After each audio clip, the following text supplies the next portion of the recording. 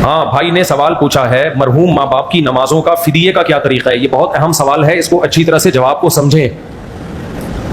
لوگ کیا کرتے ہیں, والدین میں سے کسی کا انتقال ہو گیا تو ان کی ساری زندگی کی نمازیں کاؤنٹ کرتے ہیں کہ کون کون سی نمازیں انہوں نے نہیں پڑھی ہیں. پھر علماء کرام سے رابطہ کرتے ہیں کہ حضرت میرے والد کے ذمے مثال کے طور پر 3000 نمازیں تھیں, تو کیا شرعی طور پر ان کا فدیہ مجھ پہ دینا لازم ہے؟ مفتی صاحب جواب میں کہتے ہیں کہ اگر انہوں نے وصیت نہیں کی اور وراثت نہیں چھوڑی تو پھر آپ پر شرعاً لازم نہیں ہے.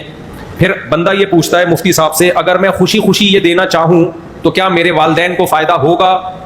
مفتی صاحب جواب میں کہتے ہیں ہاں, جملہ مکمل کریں, ہوگا.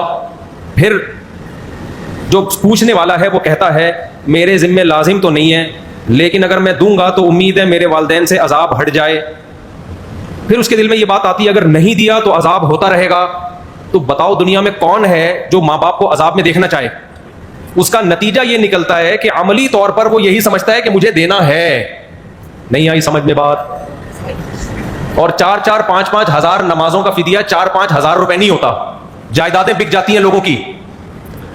اس لیے میں جب یہ مسئلہ پبلک کو بتاتا ہوں تو میرا بتانے کا اسٹائل تھوڑا سا چینج ہوتا ہے, کیونکہ شریعت کے مزاج کے خلاف ہے. شریعت چاہتی ہے کہ والدین کی وراثت اولاد میں تقسیم ہو, وہ فائدہ اٹھائیں اس وراثت سے. تو اگر یہ حدیث میں حکم ہوتا نا اس طریقے سے کہ ماں باپ مر جائیں تو تم نے ان کی نمازوں کا کفارہ دینا ہے, اگر ہوتا تو پھر تو آپ کے پاس دوسرا آپشن نہیں تھا. حدیث میں ایسا کوئی آرڈر ہے نہیں.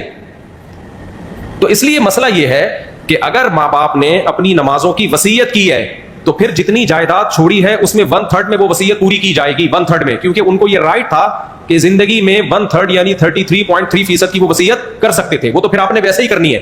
لیکن اگر انہوں نے وصیت نہیں کی ہے تو پھر آپ صرف ان کے لیے دعائے مغفرت کریں, اور جو صدقہ خیرات کی ٹوٹی پھوٹی اللہ توفیق دے دے, کسی غریب مسکین کو کھانا کھلا دیا, کسی کو کنواں کھدوا دیا, جو نارملی کرتے ہیں اس سے آگے بڑھنے کی کوشش نہ کریں.